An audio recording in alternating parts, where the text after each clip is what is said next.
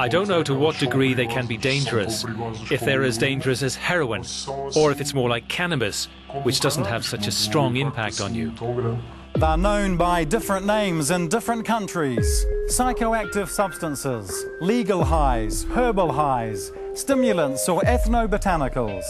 They're part of a new drugs phenomenon that's on the rise in Europe. Legal substances that imitate the effects of illicit drugs. But they're also the focus of growing debate. These new drugs are now appearing on the market at the rate of more than one a week. Some countries are clamping down over health concerns. Others have a softer approach. Portugal is just one country where it's straightforward and legal to buy such products, which are mostly synthetic.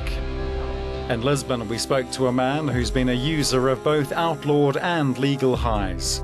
He explained what the attraction was to these new substances.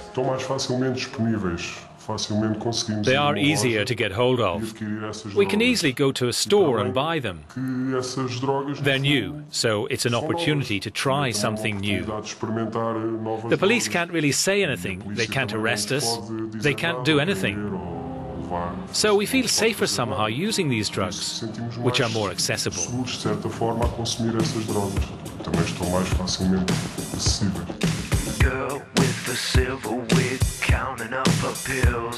Users also buy online, with hundreds of websites flourishing despite the efforts of some governments to close them down. In some countries, the new legal drugs are also sold in what are known as smart shops. So what does the owner of this one in Lisbon think when he hears that similar shops elsewhere are being closed down? I think this generally happens in countries where the state is very protective, interfering too much in people's lives. There has to be free will. And things work nowadays in countries where legislation is not strong. Basically, the store exists because there's a gap in the legislation.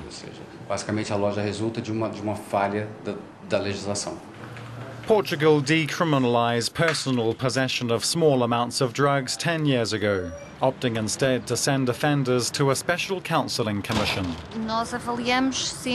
We always evaluate the consequences of consuming illegal or legal substances in someone's life. We do a psychosocial evaluation. We try to detect any psychological or psychiatric problems. We try to understand what is behind the consumption in the person's life.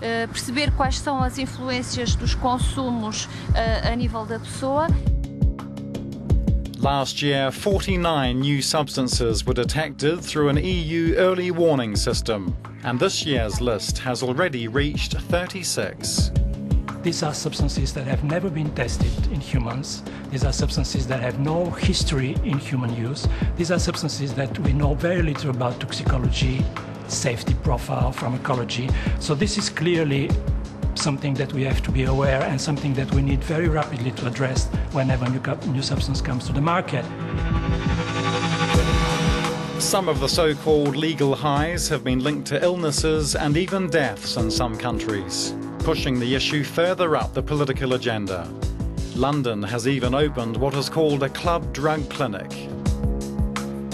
A review is currently underway in Brussels to see whether current measures in place are working, especially when it comes to new drugs that have an impact right across the bloc. But some individual countries have already taken tough action.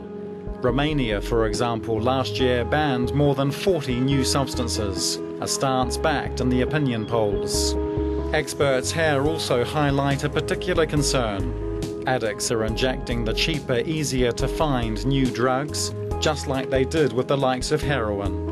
A needle exchange team told us the imitation substances are being injected far more often, with contaminated blood therefore remaining contagious in shared needles. A rise in HIV cases and infectious diseases is reported.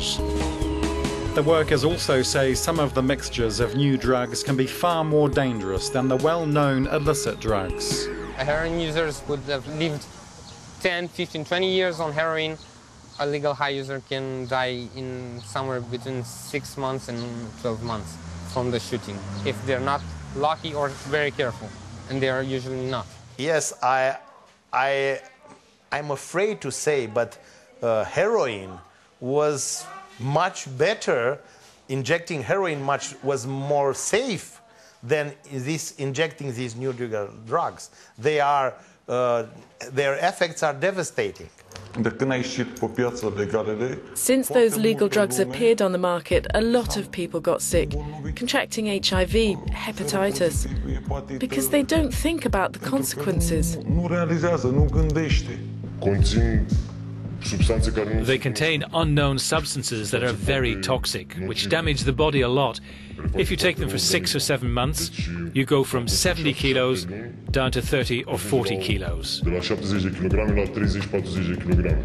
So what is the best way to deal with these legal substances? In a survey of young Europeans last year, just 2% thought that no action should be taken.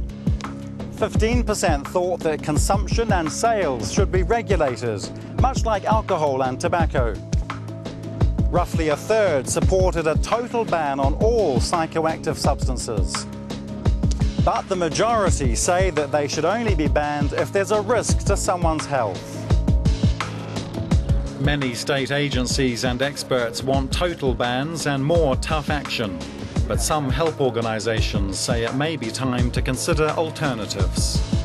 The current system is focused on prohibition, on very firm control of substances in general. But legal highs might be a consequence of this current system because, in a way, criminalizing, let's say, the so-called classical drugs, that was an incentive for the illicit research to synthesize more so-called designer drugs. So maybe an option would be to look into alternatives to the current drug control systems, eventually to regulate these substances, or eventually to regulate the illicit drugs. Testing and identifying exactly what is psychoactive is costly and complex. Most plants, for example, contain hundreds of different substances that can be mixed up.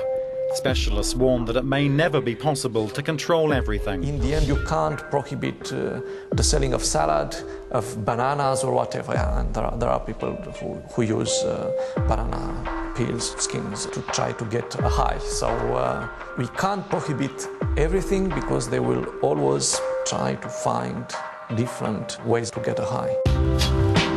For now, though, authorities say they remain committed to keeping track of any new drugs that emerge.